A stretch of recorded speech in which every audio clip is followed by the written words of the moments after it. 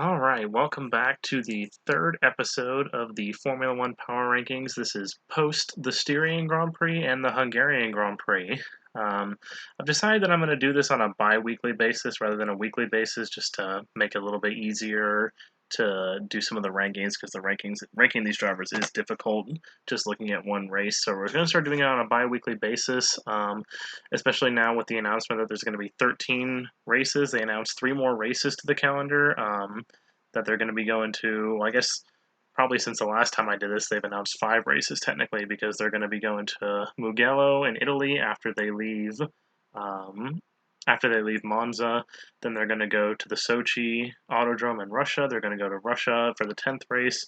They're going to go to the Nuremberg Ring for the 11th race. They're going to go to they're going to go to Portugal for the 12th Grand Prix, because they've raced on the Nuremberg Ring quite a few times in Formula One history. It's just they haven't raced there in a long time. I can't remember the last time they did, but that's not a new circuit to Formula One. But the Portuguese Grand Prix is going to be a new circuit to Formula One, and they're actually going to be returning to Imola, which is used to be home of the San Marino Grand Prix, but now I can't remember the official name that they're gonna use for it for this Grand Prix. But they are going to go back to Imola, and I know a lot of fans were hoping they were going to return to Imola. Obviously, it's a pretty famous track. It was the site, obviously, of Ayrton Senna's fatal crash that he had, but overall, lots of fun racing at that circuit, so I know the fans are going to be happy they're returning. But enough news and current events, let's get right into the rankings. So, a common trend that has been on this list so far at number 20, Nicholas Latifi. I guess it's going to be a challenge to see if he can remove himself from this last spot throughout the season. Obviously, very good. Styria was a pretty normal weekend for Williams. A very good qualifying session for Williams in Hungary. Both cars actually made it into Q2 for the first time in forever, probably since like 2017. That's the first time that they've had both cars make it to Q3, make it to Q2. So, but unfortunately, a lot of disappointment in the race. Latifi finished down in 19th position, which was last place of the running cars. There was one retirement during the race of Pierre Gasly, but just a lot of underperformance for Williams, unfortunately. They have officially now dropped down to last place in the Constructors' Championship too, because Kevin Magnussen did get a point at the Hungarian Grand Prix, so Haas moved in front of him into ninth. So overall, not great for Williams over the past 2 races, as you're going to see also at number 19 here, George Russell dropping down 3 spots. Very, very fast in qualifying. 2 12th place starting positions for George Russell over the past 2 races, but obviously major disappointment during the race. A 16th place at the Styrian Grand Prix and an even worse 18th place at the Hungarian Grand Prix. Not good. Not good for Williams. I'm sure this is really, you know, wearing on Claire Williams and the mechanics on it. Williams thinking, man, we're just so fast in qualifying, but we just don't have it during the race. So um, it's going to be interesting to see for Williams. I said they were going to be one of the surprises this year, and so far they've been a surprise in qualifying. Like I said, with Latifi being 15th at the Hungary and George Russell being 12th in each of the last 2. Obviously, the one in Styria was a bit rain soaked, so there was a little bit of a maybe they were helped a little bit by that, but still 12th in dry conditions at Hungary is fantastic. But then 18th in the race is obviously not good. That's where you get the points. So you don't get any points for qualifying positions. So Russell dropping down 3 spots. Moving up to number 18, we have another person dropping 3 spots, Antonio Giovinazzi. He was at 15th after the Austrian Grand Prix, had a strong 9th place finish there. Unfortunately, that was mostly the result of a lot of retirements. And now that we're getting back to reality, he had a very solid 14th at the Styrian Grand Prix, trying to replicate on that success, but then a 17th at the Hungarian Grand Prix and 2 19th place qualifying positions is just not good. Alfa Romeo, it seems like they're kind of the opposite of Williams. Like they don't have the pace in qualifying, but then during the race they have a little bit more pace. So, like I said, they seem to be the opposite of Williams, even though they do have more points right now. They're in 8th place in the Constructors' Championship, thanks to Giovinazzi's 9th place finish at the Austrian Grand Prix. But he's performing worse out of the 2 Alfa Romeo drivers, so that's going to land him in 18th place. Then at 17th place, no change in his position for Romain Grosjean. Definitely some better performances for Haas over the past 2 races. A 13th for Romain Grosjean at the Styrian Grand Prix and a 16th at the Hungarian Grand Prix. Obviously, still no points. And I'm mainly keeping him down here because of just his history and the history of Haas. They just don't have the pace, unfortunately. They'll probably, here in the coming races, they could pass Alfa Romeo and go into 8th in the Constructors' Championship, but I don't see them challenging AlphaTauri for 7th or Renault for 6th anytime soon. So I'm going to keep Romain Grosjean down here, especially since he's the Haas driver who's more prone to crashes than Kevin Magnussen. At least Magnussen is usually more consistent than he is. So Grosjean still down at number 17. At number 16, up 3 places this week, is Kimi Raikkonen. Again, to the resurgence of Alfa Romeo, like I said, they're kind of the opposite of Williams.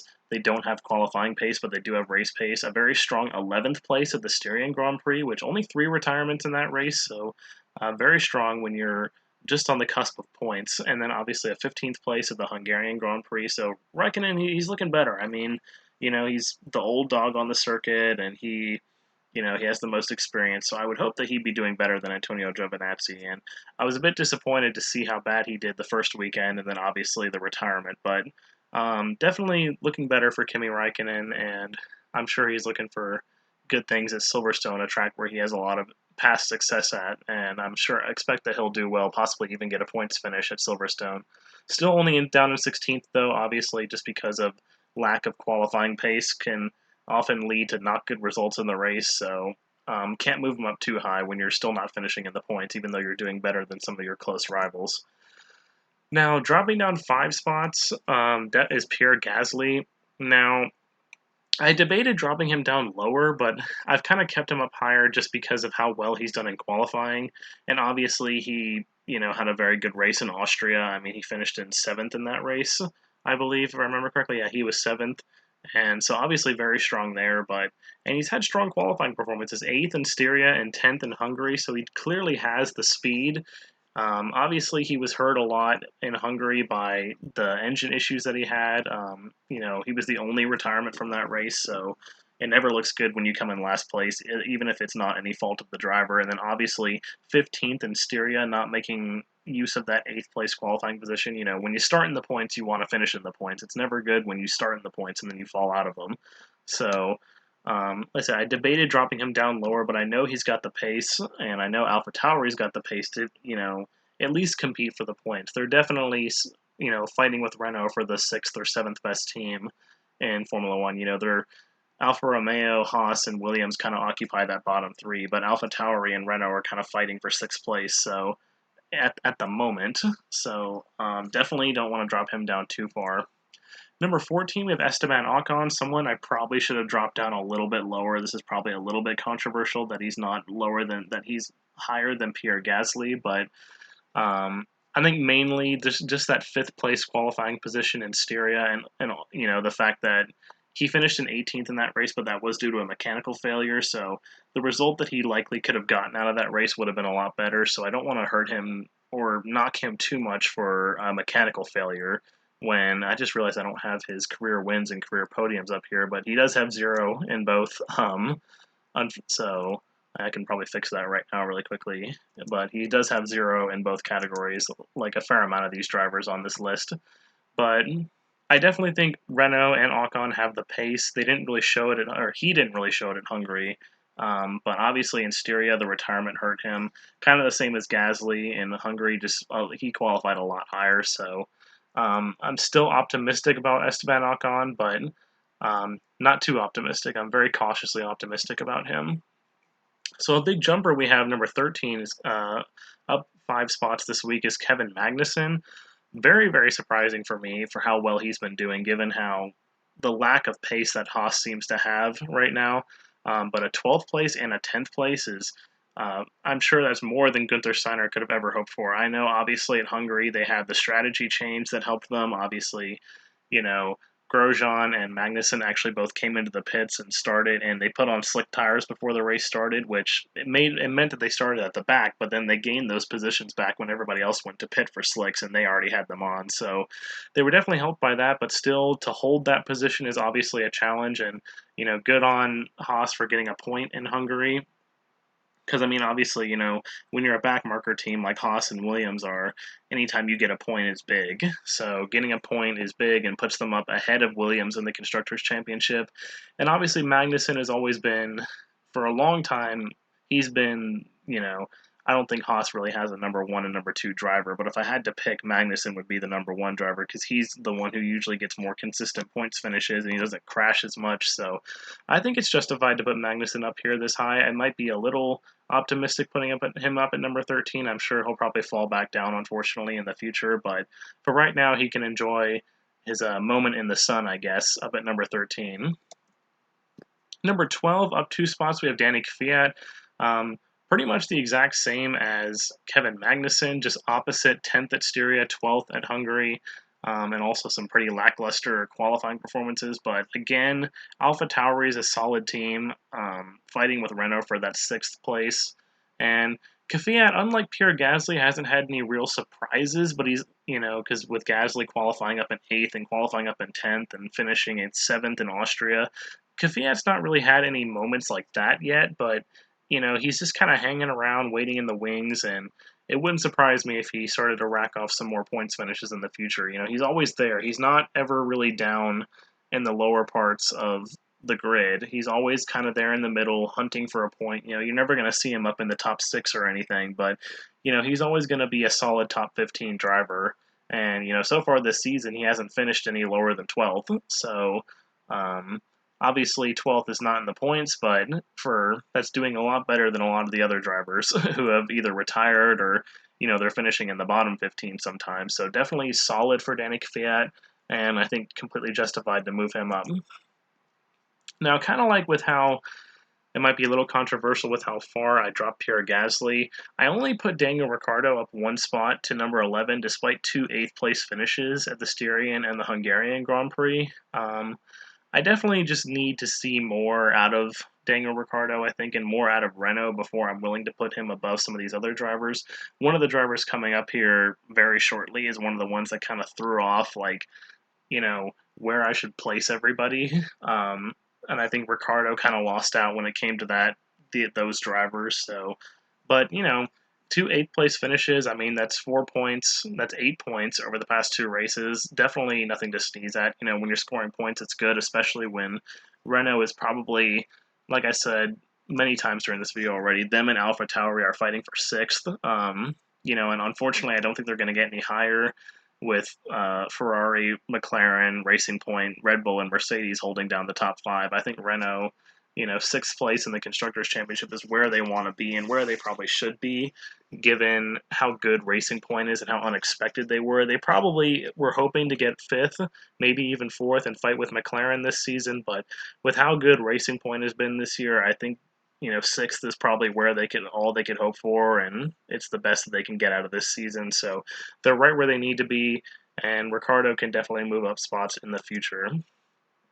So the biggest dropper this week for sure, down from 3rd all the way down to number 10, dropping 7 spots, is Charles Leclerc.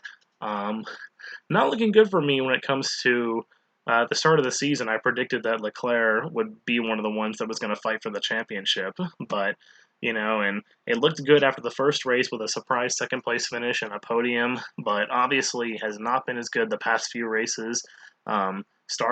Causing that crash at Styria when he crashed into his teammate, finishing 19th, and he took the blame for that. He said it was his fault, which it was, and then obviously an 11th place finish in Hungary when, Ferrari's getting their pace back.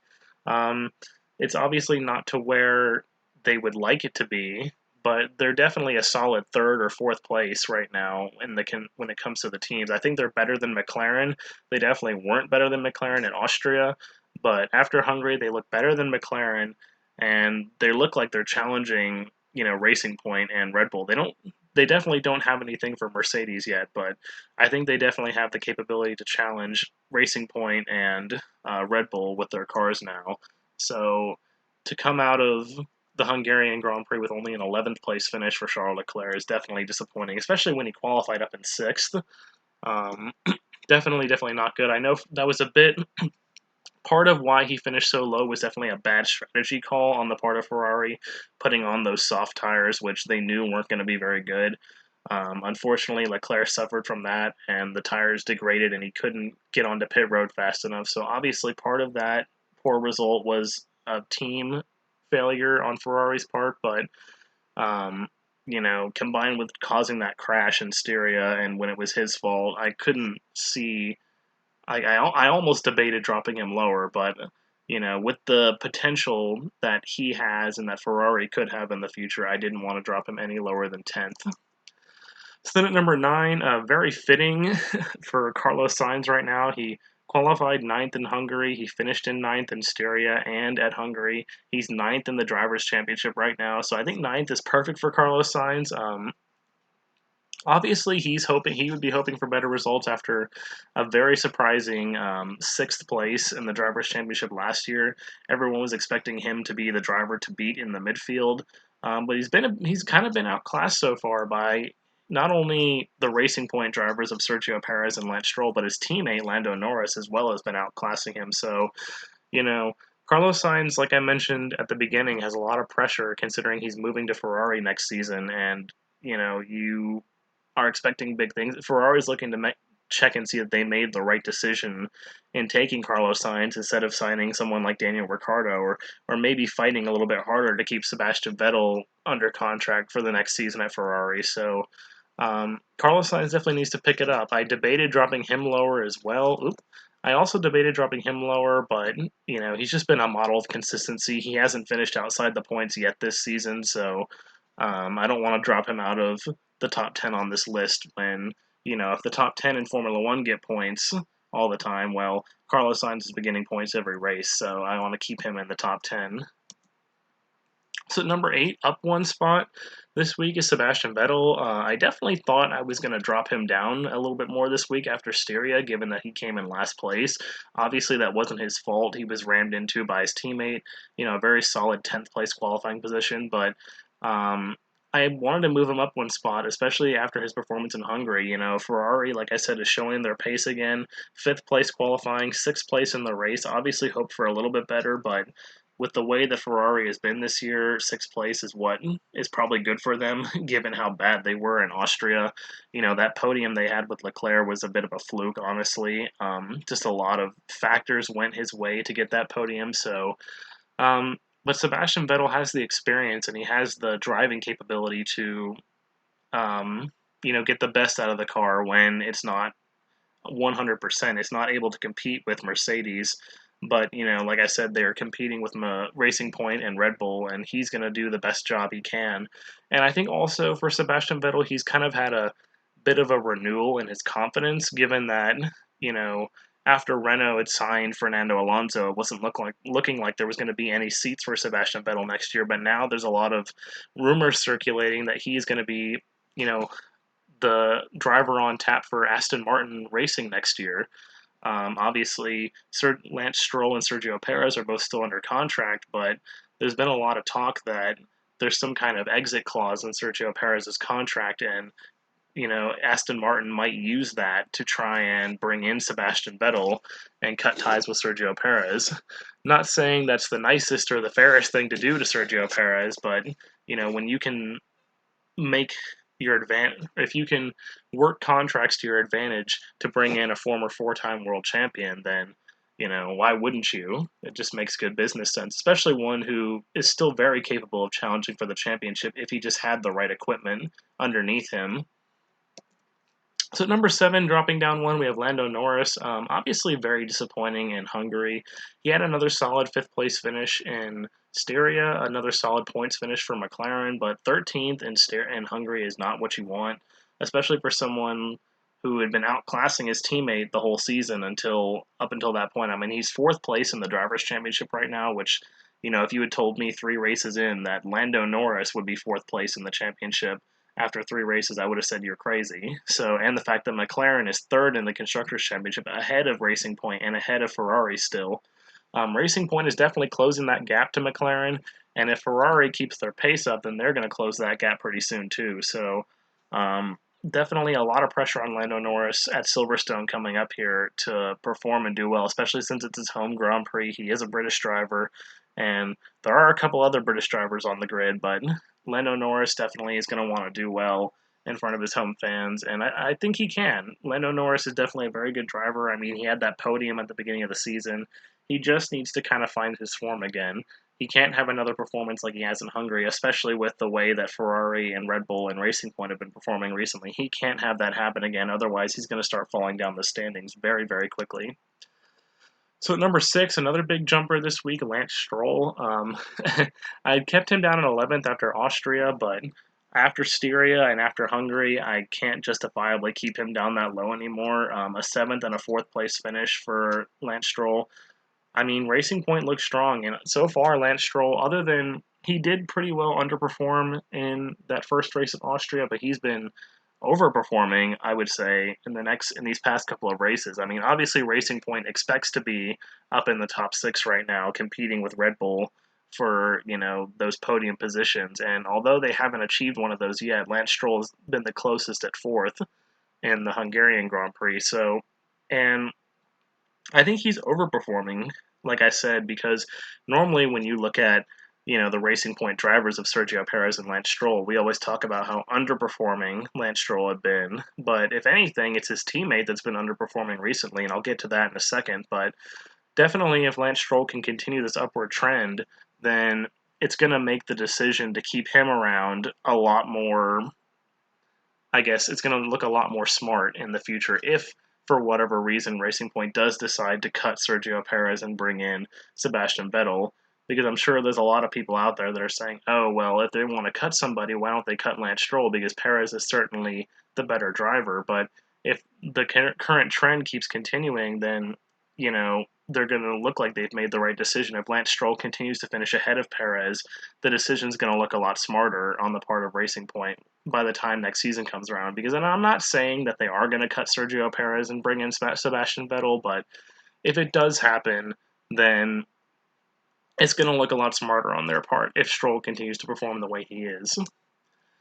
So as I mentioned, up one spot ahead of Lance Stroll at number 5 is his teammate Sergio Perez. Like I said, he's been underperforming quite a bit. Racing Point has expected, they're expecting to fight for podium positions, and 2 6th place finishes and a 7th place finish is not what they were hoping for out of their number 1 driver.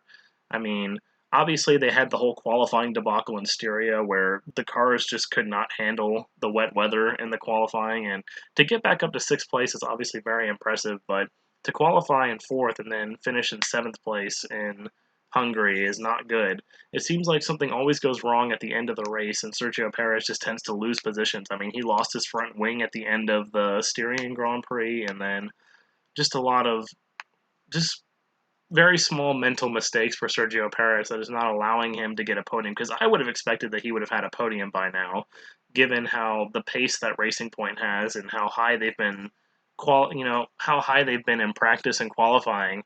I'm really surprised that they haven't had a podium yet. And honestly, his teammate Lance Stroll is about to pass him if Perez can't pull out some better results. Especially with Ferrari starting to catch up, he's going to have to start performing, and they're going to have to start fighting for that podium because, you know, again, the pink Mercedes, as they've dubbed it, is supposed to be, it probably should be the second best car on the grid, but so far they're still only 4th place in the Constructors' Championship, so a lot of underperformance and a lot of disappointment, but definitely time to turn it around. So at number 4, we've got Alexander Albon. Obviously, a couple very poor qualifying performances for Alexander Albon, and I know there's been a lot of news about him lately, about Lando Norris saying that, it was either Lando Norris or George Russell, I can't remember who, basically saying that Red Bull is making him out to look stupid, like they're trying to make a fool of him. I'm not sure how true that is, but obviously the results speak for themselves. I mean, he would have had a podium in Austria had it not been for Lewis Hamilton, and then a 4th and a 5th, especially coming through the field at Hungary the way he did. I mean, he's kind of known for that. If there's one of these drivers in Formula One that's known for coming through the field, it's Alexander Albon. Having a poor qualifying and then somehow coming out with a top 6 finish by the time the race is over is just kind of a trademark of his. So I definitely am still surprised that he hasn't gotten on the podium yet. I'm sure he will at some point this season. If he doesn't, that would be another big shock to me. But he's definitely proving that he belongs at Red Bull, that they made the right decision to bring him in and keep Pierre Gasly at AlphaTauri. Because obviously Pierre Gasly's trying to fight and say, hey, you should have given me that spot, but they stuck with Alex Albon, and he's proving to them so far that he's worthy of the position. And, I think if he could just get a couple better qualifying results, he could really do better and possibly be up there with a podium, but he needs to do better in qualifying, and he needs to start challenging his teammate a little bit more as well. He can't have Verstappen out racing him every week and out qualifying him every week because, regardless, even if you're finishing in the top six, if your teammate is beating you every week, that doesn't look good. So your teammate is always your biggest rival. So a solid 2 races for Alex Albon, but nothing too surprising. But he did move up 1 spot. Then, speaking of his teammate, moving up 1 spot, Max Verstappen at number 3. A very, very surprise second place finish at Hungary.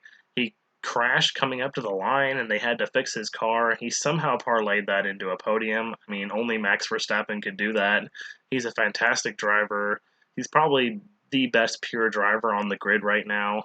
And, there was all this talk about Red Bull losing their pace, and, it kind of looked like that in the qualifying session at Hungary when he qualified 7th and Alex Albon qualified 13th. But then you get to the race and Verstappen finishes 2nd and Albon finishes 5th, and boom, bing, bang, Red Bull Racing is now 2nd place in the Constructors' Championship, and Max Verstappen is in 3rd in the Drivers' Championship behind only the 2 Mercedes drivers. So, Max Verstappen, unless Ferrari can get their cars to a point where they can compete with Mercedes, I think Max Verstappen is really the only driver on the grid that's going to challenge Lewis Hamilton and Valtteri Bottas at all this season. It's unfortunate that only one driver is going to have the opportunity, in my mind, to challenge them, but it just seems like the reality to me, and Max Verstappen seems like the only one that can challenge them for the top spot. So, um, obviously, technical developments the teams are gonna continue to improve, and Red Bull and Ferrari and Racing Point are looking for somebody to steal, that crown from Mercedes. But Max Verstappen, I definitely think has the best chance to do it. As much as I'm not a fan of Max Verstappen, I have to respect what he's done and what he has done on the racetrack. Finishing 3rd and 2nd in the past 2 races, 2 podiums. Definitely nothing to sneeze at.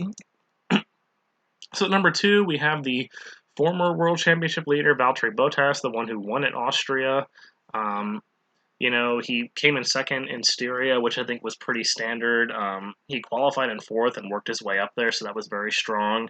Very unfortunate for him that he couldn't get around Max Verstappen in Hungary. I'm not sure why they made that last pit stop. I just don't think he had enough time to catch up to Verstappen and pass him, because if there's one driver on the grid that's probably harder to pass than any other driver, it's Max Verstappen. So, and the Mercedes car definitely had the pace to get around Verstappen. So, I thought that was a bit of a head scratcher. Obviously, it dropped him down behind Lewis Hamilton. Even if he had come in 2nd, he still would have been 2 points behind Hamilton. But you know, I think he could have stayed out and probably could have gotten that 2nd place finish. So instead of being 2 points behind Hamilton, he's now 5 points behind Hamilton. So, I mean, and Bottas and Mercedes have just been completely dominant. It doesn't look like anybody's going to challenge them for the crown right now, unfortunately. I mean, the past 2 races have been, frankly, a little boring when it comes to the Mercedes cars being out front. I mean, obviously, Bottas was in 3rd. Um, he finished in 3rd, and Verstappen finished ahead of him in the last race. But all in all, Mercedes has just been completely dominant the past 2 races, and it doesn't look like they're going to slow down anytime soon. As long as Ferrari and Red Bull have their struggles, Mercedes is going to cruise to victory. So Bottas is the only real rival to Lewis Hamilton right now for the World Championship. I mean, things are looking up for some of the other drivers, just knowing as more and more races get added to the calendar, it's going to be their chances of competing are better, because if there only needs to be 8 races to classify it as a championship season, and that's the way it was looking, that there was only going to be 8 races, and you weren't going to have enough time to, if you had technical issues at the beginning, there wasn't going to be enough time to rebound from that. But now, with the fact that there's going to be 13 races, possibly more to come, the chances of other drivers and the chances for Valtteri Bottas, in my mind, are better, because he's got more time to fix the issues that he's had and start competing with his teammate again. Because again, like I said, Bottas is the only real challenge to Lewis Hamilton right now for the championship. And if Bottas can't start to put together more wins and more races where he finishes ahead of Hamilton, then Hamilton's going to run away with the championship, same as he did last year. So definitely need to be looking for better performances from Valtteri Bottas, and he's definitely capable. It's just a question of whether he's going to do it. Obviously, the next two races are going to be at Silverstone in Hamilton's home country, so the crowd is going to be behind Lewis Hamilton. The fans and possibly the team are going to be behind Lewis Hamilton, but don't count Valtteri Bottas out just yet. So obviously, I've been talking about him up one position this week. Lewis Hamilton, first in everything. Two pole positions, two wins, and now leading the drivers' championship. I mean, in two very dominant wins, especially the one at Hungary. I mean, he lapped everybody except for the top five. Which honestly, had he not stopped and made that pit stop to get fresh tires to try and set the fastest lap, he probably would have lapped even more people. So. Um, it doesn't make for great viewing unless you're a Lewis Hamilton fan. Obviously, if you're a Lewis Hamilton fan, you're ecstatic right now watching how dominant he's been. It doesn't make for great viewing, unfortunately, for people who aren't Lewis Hamilton fans and aren't Mercedes fans, but you can't deny the dominance of him and Mercedes. I mean, he looked a little shaky that first weekend, obviously, with the fourth place finish, but, nobody rebounds better than Lewis Hamilton, and he's certainly rebounded, so I mean, if he keeps this up, then he's going to run away with a seventh championship, and he's going to pass Michael Schumacher on the all-time wins list. So, and it doesn't look like he's going to slow down anytime soon. So, that's the list for this week. Lewis Hamilton retakes the number one position. Let me know down in the comments what you think, where everybody should rank, and I'll see you guys in 2 weeks after the two races at Silverstone. So, and as Zach always likes to say, be clutch.